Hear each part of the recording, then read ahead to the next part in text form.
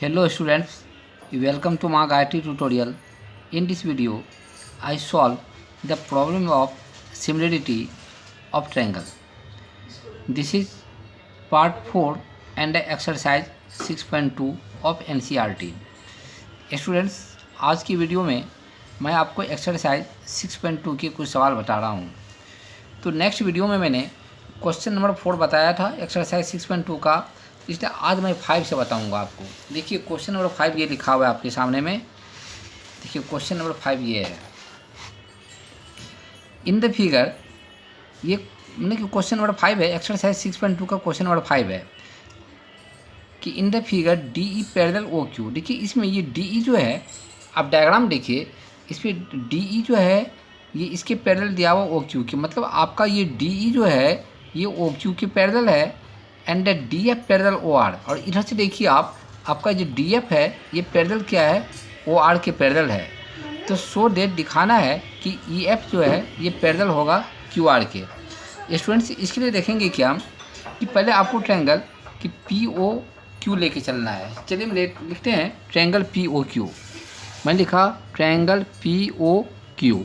इस ट्रायंगल में आप देखिए डी ई जो है ये ओ क्यू के पैरेलल है। चलिए हम लिखते हैं कि D E parallel Q O. तो आप जानते हैं अगर ये लाइन इसके पैरेलल है तो बाय द थ्योरम 6.1 इससे क्या होगा, ये दोनों साइड को सेम रेशियो में डिवाइड करेगा, मतलब this upon this equal to this upon this होगा। या इसको आप लिख सकते हैं P E upon E Q. चलिए लिखिए इसको पी ई, मैंने लिखा P E upon E Q. ये इक्वल टू क्या हो जाएगा आपका, इधर से देखिए आप P D upon D O, क्या हो जाएगा आपका P D upon D O. अब स्टूडेंट मैंने ये जो लिखा ये तो थ्योरम 6.1 में आप पढ़ चुके हैं। अगर किसी भी ट्रायंगल में कोई भी साइड बेस के पैरेलल हो तो ये दोनों साइड को सेम रेशियो में डिवाइड करता है, जो मैंने लिखा है। तो चूँकि थ्योरम 6.1 के आधार पर लिखा है तो इसको आप लिख दीजिए बाय थ्योरम 6.1 और ये आपका इक्वेशन फर्स्ट हो गया। ठीक है, अब चलिए यही काम करते हैं कि इसके साथ इसके लिए ट्रायंगल लेनी होगी पी ओ आर। चलिए मैंने लिखा triangle P O R, P O F. Triangle मैंने लिखा पी ओ एफ। अब देखिए ये जो ट्रायंगल है पी ओ एफ, इसमें ये लाइन इसके पैरेलल है, मतलब कि डी एफ जो है आपका ओ आर के पैरेलल है। तो मैंने लिखा कि D F parallel O R. अगर ये स्टूडेंट्स कि देखिए शायद मैंने आपको गलत बता दिया कि मतलब इस ट्रायंगल पी ओ आर लेना है हमको। पी ओ आर में ये डी एफ जो है ओ आर के पैरेलल है। तो थ्योरम 6.1 से क्या होगा, P D upon D O equal to हो जाएगा आपका P F upon F R, ये हो जाएगा आपका। तो मैंने क्या बोला कि चलिए लेते हैं P F upon F are. चलिए मैंने लिखा P F upon F are होगा, ये एफ आर होगा। तो इक्वल टू क्या हो जाएगा, इस साइड में देखिए P D upon D O, इस साइड में क्या हो जाएगा आपका P D upon D O. और आपने ऐसा जो मैंने लिखा ये थ्योरम 6.1 में पढ़ चुके हैं, तो यहाँ पर लिखना होगा बाय द थ्योरम 6.1 और इसको मैंने माना इक्वेशन सेकेंड।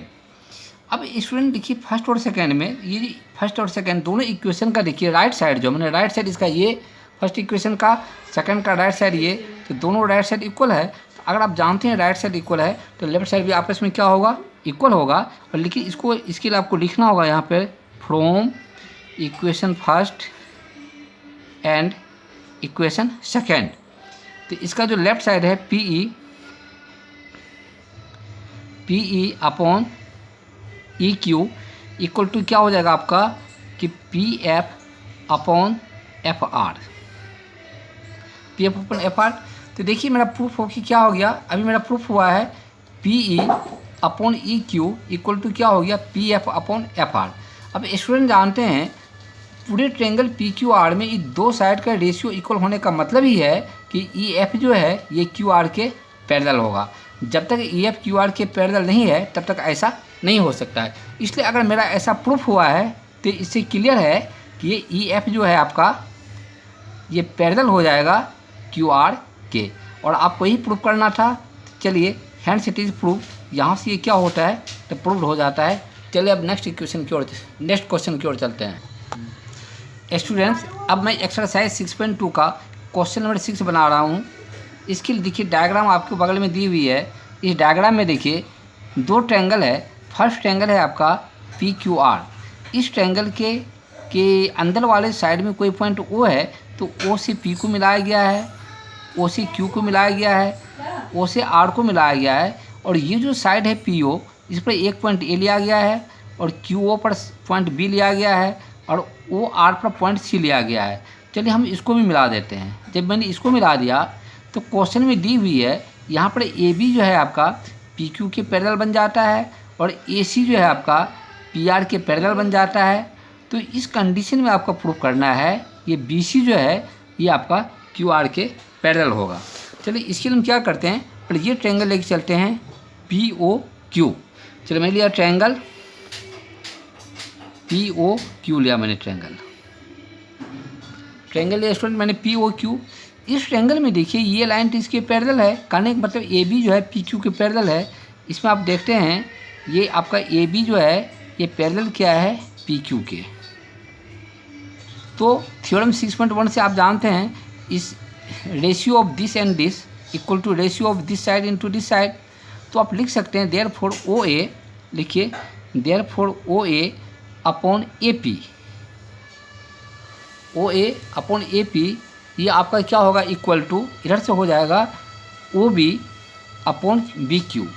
ये क्या हो जाएगा OB अपॉन हो जाएगा BQ। स्टूडेंट मैंने ये जो लिखा ये भी तो थ्योरम 6.1 से ही लिखा है, इसलिए आपको ब्रैकेट में लिखना होगा by the theorem 6.1, bye theorem 6.1 मैंने ऐसा लिखा। और चलिए इसको इक्वेशन हम मानते हैं फर्स्ट।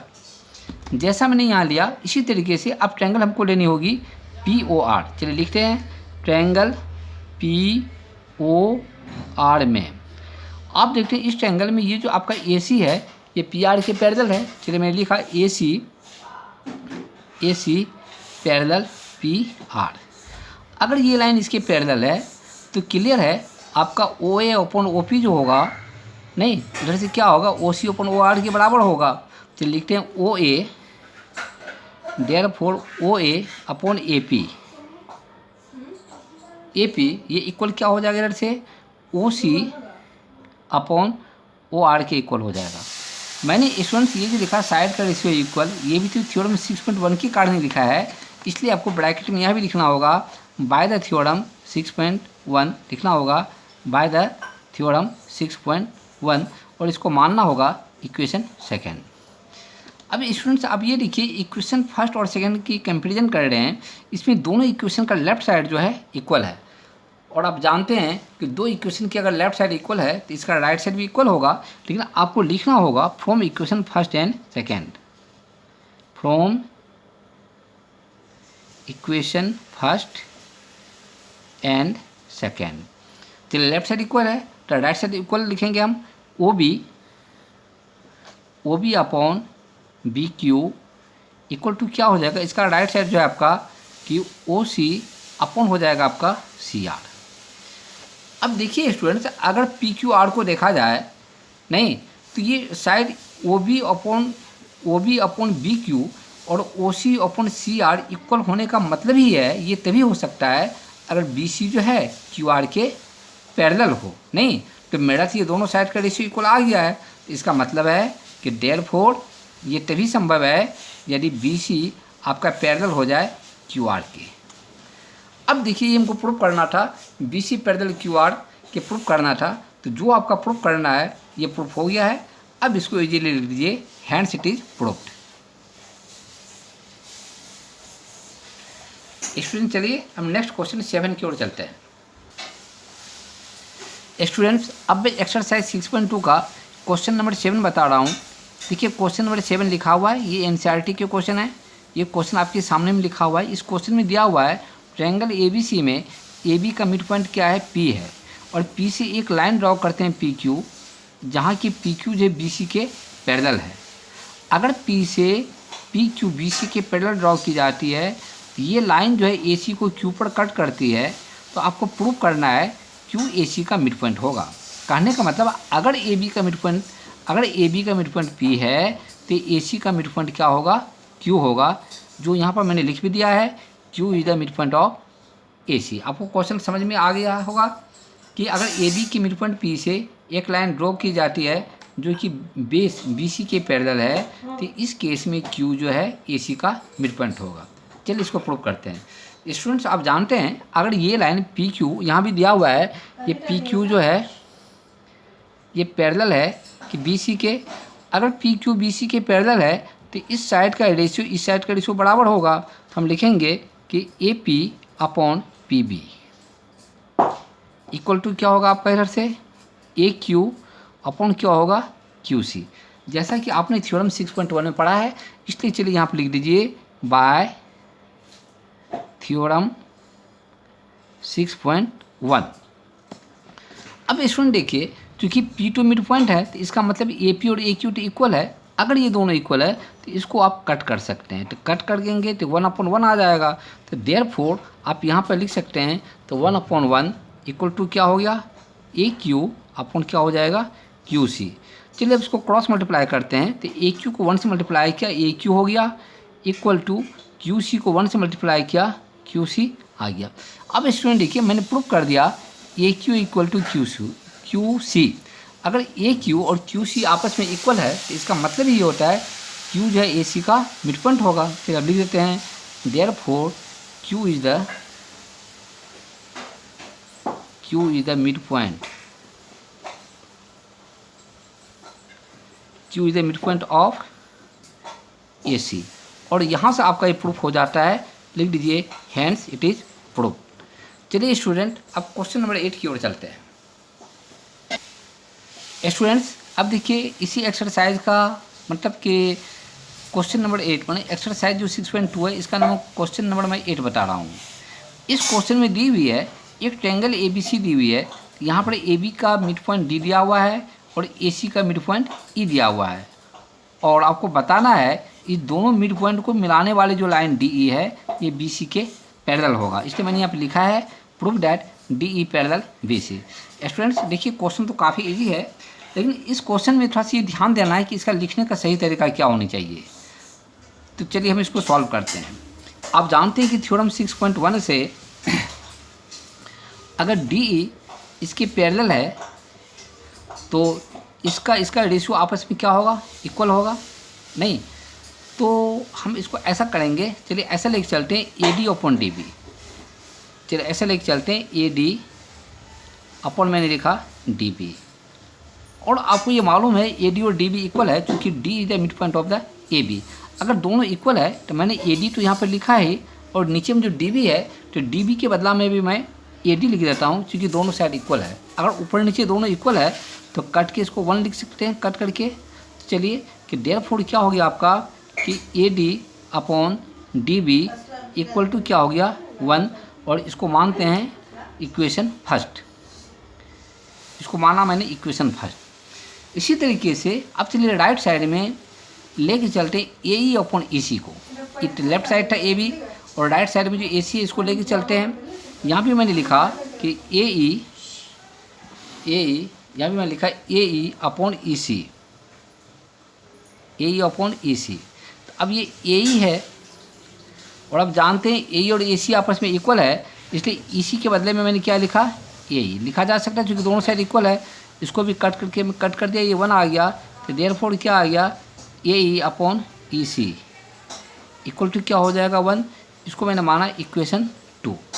अब स्टूडेंट देखिए क्या ये दो इक्वेशन है फर्स्ट और सेकेंड, दोनों का राइट साइड इक्वल है। इक्वेशन फर्स्ट का भी राइट साइड इक्वल 1 है और सेकेंड का भी राइट साइड क्या है 1 है। अगर दोनों इक्वेशन की राइट साइड इक्वल है तो क्लियर है कि लेफ्ट साइड भी आपस में इक्वल होगा, लेकिन मुझे लिखना चाहिए from equation first and second. चलिए यहाँ पे लिखते हैं कि from equation first and second. नहीं, लेफ्ट साइड क्या है AD upon DB equal to क्या हो जाएगा आपका AE अपॉन क्या होगा आपका EC। अब स्टूडेंट देखिए अब मेरा प्रूफ हो गया AD upon DB equal to AE upon EC। आप तो थ्योरम 6.1 में पढ़ चुके हैं। अगर दो साइड का रेशियो अगर इक्वल दिया हुआ हो तो इसका मतलब है ये जो साइड है डी ई ये बी सी के पैरेलल होगा। नहीं, अब लिखेंगे सीधा कि देयरफॉर कि D E parallel B C, ये मुझे प्रूफ करना था। चलिए, जो आपको प्रूफ करना था इसको मैंने प्रूफ कर दिया और इसको लिख दीजिए hands it is proofed. Students, now I end this video. If you like this video, please like and subscribe it, and I meet you again in the next video. Okay.